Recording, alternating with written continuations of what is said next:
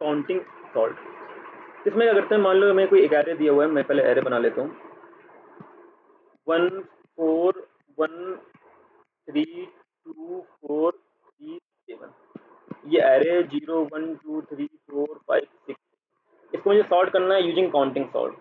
तो counting sort का basically algorithm क्या होता है कि हम यहाँ पे क्या करते हैं, सबसे पहले मुझे एक लार्जेस्ट नंबर चाहिए और हमें उसका एक नया एरे बनाना है। तो वहाँ पे हम क्या करेंगे, मान लो जैसे इसका मुझे लार्जेस्ट, अगर मैं कोई इसमें फॉर लूप लगाऊँ, मुझे यहाँ से कोई लार्जेस्ट नंबर मैं निकाल लूँ, तो मुझे लार्जेस्ट नंबर कौन सा मिलेगा, 7। इस पूरे एरे में सबसे लार्जेस्ट नंबर कौन सा है, 7। तो मुझे क्या करना है, एक एरे बनाना है इंट काउंट करके न्यू। इसकी साइज क्या होगी, जो इसकी सबसे लार्जेस्ट वैल्यू होगी +1। क्यों, क्योंकि हमें उतने लेंथ का हमें क्या करना है, एक एरे बनाना है। मान लो मेरा 7 है, तो यहाँ पे जो एरे होगा कितने लेंथ का होगा, 8 का होगा। तो यहाँ पे मैं लिख दूंगा एड लार्जेस्ट +1, ये मेरा एरे होगा। चलो मैं इसका एरे बना, मान लो 7 है तो मुझे एरे का लेंथ कितना चाहिए, 8। 1 2 3 4 5 6 7 8। तो सबसे लार्जेस्ट वैल्यू 7 है और उसका मुझे प्लस ऐड किया तो 8, तो इतने लेंथ का मेरा क्या होगा, एरे होगा। तो ये 0 1 2 3 4 5 6 7। तो अब मैंने लार्जेस्ट +1 क्यों किया, क्योंकि देखो मैं यहाँ पे बात कर रहा हूँ सिर्फ इंटीजर की, पॉजिटिव इंटीजर। तो हम क्या कर रहे हैं, ये जो हम काउंटिंग सॉर्ट एल्गोरिथम यूज करेंगे, ये हमेशा हम कब यूज करेंगे, पॉजिटिव इंटीजर के लिए। और पॉजिटिव इंटीजर हमेशा कहाँ से स्टार्ट होता है, 0 से स्टार्ट होता है। तो हमें 0 से 7 तक लाने के लिए टोटल कितने नंबर चाहिए, 8 नंबर। तो यहाँ पे क्या, मैंने 8 नंबर डिफाइन कर लिया। अब मान लो मैं यहाँ एरे के 0 पोजीशन पे गया, तो यहाँ मैंने चेक किया कि इस पे क्या स्टोर है, 1 स्टोर है। तो मैं क्या करूँगा, इस काउंट के 1 इंडेक्स पे जाऊंगा और वहां मैं क्या करूंगा, वहां पे इंक्रीज कर दूंगा। अभी मैं मान लो स्टार्ट में सबका वैल्यू क्या होगा, 0। सबका वैल्यू क्या है, 0 है। मैंने इसको इंक्रीज करके क्या कर दिया, 1 कर दिया। फिर मैं एयर ऑफ 1 पे गया, 4 है तो 4 पे जाके मैं क्या कर दूंगा, इंक्रीज कर दूंगा। चलो 1 हो गया। फिर मैं 2 पे जाऊंगा, 1 है तो 1 पे जाके फिर से इंक्रीज करूँगा। पहले 1 था, अब क्या हो गया, 2 हो गया। फिर मैं 3 पे जाऊंगा तो 3 पे गया, तो 3 पे क्या है, 0 था तो ये 1 हो गया। फिर मैं 4 पे गया तो 2 स्टोर है, तो सेकंड इंडेक्स पे जाऊंगा और यहाँ पे क्या कर दूंगा, 1 हो जाएगा। फिर मैं 5 पे 4 है तो 4 इंडेक्स पे जाऊंगा, 1 से 2 कर दूंगा, ये पहले से ऑलरेडी 1 था। फिर 6 पे जाऊंगा 3, तो 3 पे क्या है, 3 पे 1 था ऑलरेडी, तो ये 2 हो जाएगा। फिर मैं 7 पे जाऊंगा तो 7 पे क्या है, 0 है, तो इसको करके 1 कर दूंगा। तो यहाँ पे क्या करना है, हमें सबसे पहले जो भी एरे की वैल्यू है उस वैल्यू पे जाना है और हमें काउंट को इंक्रीमेंट कर देना। उस वैल्यू पे जाके क्या करना है, इंक्रीमेंट कर देना है। मतलब हमें काउंट एर की वैल्यू पे जाना है, एर ऑफ आई की। मान लो अगर मैंने फॉर लूप चलाया तो आई 0 1 कुछ भी होगा, तो वहाँ पे क्या करना है, जस्ट हमें इंक्रीमेंट कर देना है। और जैसे मैं इंक्रीमेंट कर दूंगा तो मुझे पता चल गया कि हाँ ये मैं काउंट जो मेरा वेरिएबल पूरा स्टोर हो गया। अब मैं अभी मेरे पास काउंट में क्या स्टोर हो गया, काउंट में स्टोर हुआ है मेरे पास 0 2 1,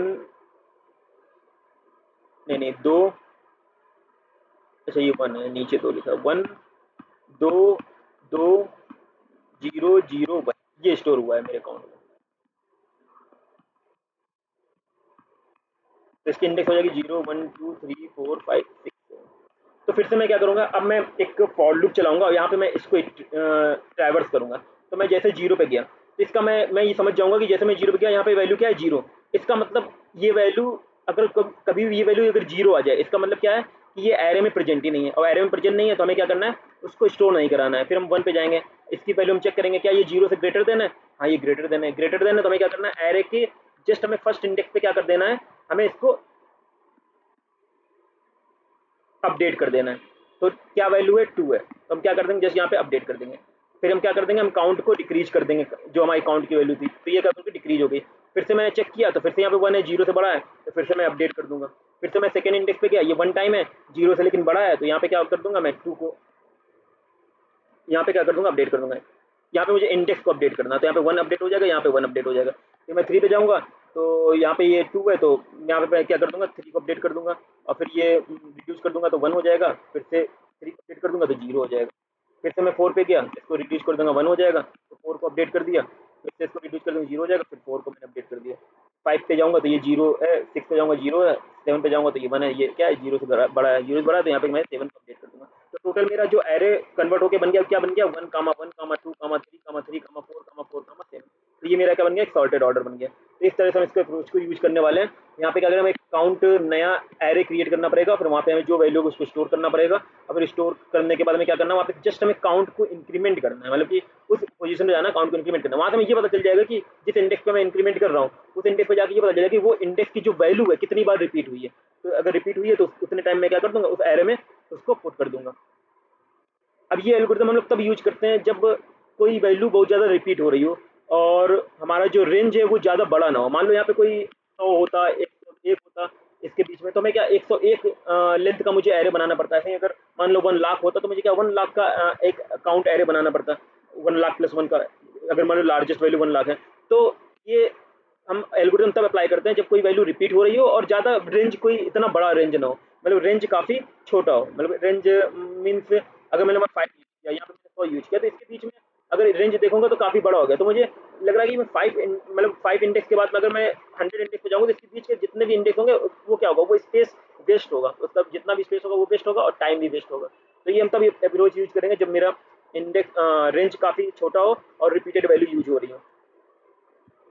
तो हम इसको एल्गोरिथम में देखते हैं। तो यहाँ पे मैंने क्या किया, यहाँ पे भाई मैंने सबसे पहले लार्जेस्ट वैल्यू को फाइंड किया, यहाँ पे एरे आई से मैंने लेंथ तक चलाया, फिर यहाँ पे जो भी लार्जेस्ट होगा वो मैंने फाइंड कर लिया। फिर जो काउंट नया मैं एरे बनाऊंगा वो लार्जेस्ट+1 उसका साइज होगा। फिर मैं क्या करूँगा, जो भी आई मैं मतलब एरे को इटरेट करूँगा i=0 से लेंथ तक।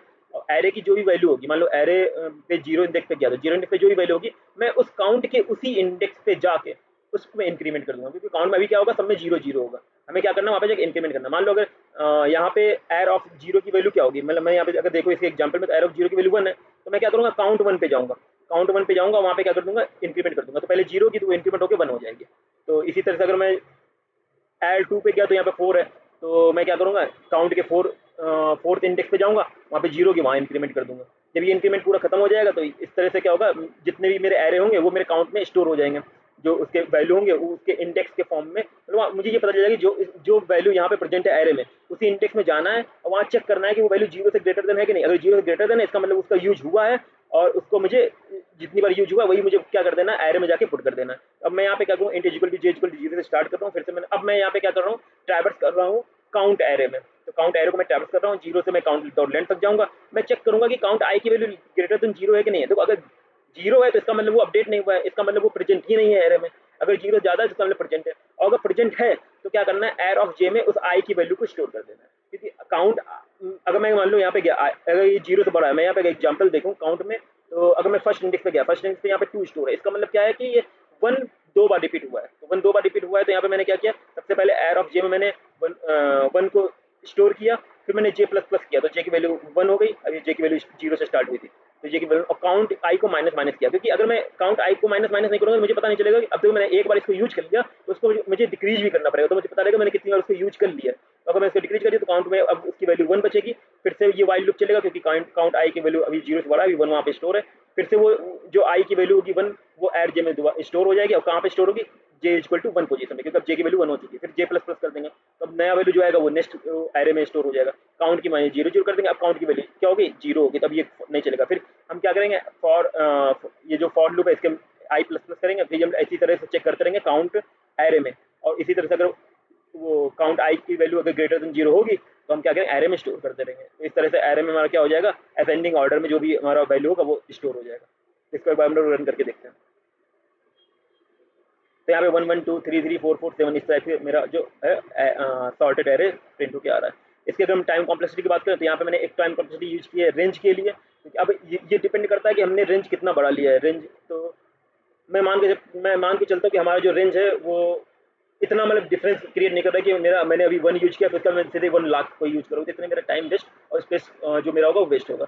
तो अगर मैं इसको मान के चलता हूँ कि मेरा रेंज एक लिमिट है, तो यहाँ पे इसकी टाइम कॉम्प्लेक्सिटी हो जाएगी big O of n plus range. तो इसको हम अप्रॉक्सीमेटली, क्योंकि रेंज को एक वैल्यू होगी, तो मैं इसको अप्रॉक्सीमेटली बिगो ऑफ n कह सकता हूँ। अभी तक मैंने 3 एल्गोरिथम पीछे पढ़े थे, इंसर्शन, सिलेक्शन एंड बबल, तो उससे बेटर टाइम कॉम्प्लेक्सिटी है यहाँ पे बिगो ऑफ n। लेकिन यहाँ पे space complexity big O of n होगी, क्योंकि यहाँ पे एक एडिशनल हम लोग एरे यूज कर रहे हैं काउंट नाम के, काउंट नाम का, तो यहाँ पे स्पेस भी n हो जाएगा और हमारा टाइम भी n हो जाएगा। और ये एल्गोरिथम हमें ध्यान रखना है, हम तब अप्लाई करेंगे जब हमारा पॉजिटिव इंटीजर नंबर हो, और दूसरी चीज़ हमारे जो रेंज का डिफरेंस है वो इतना बड़ा ना हो। Thank you.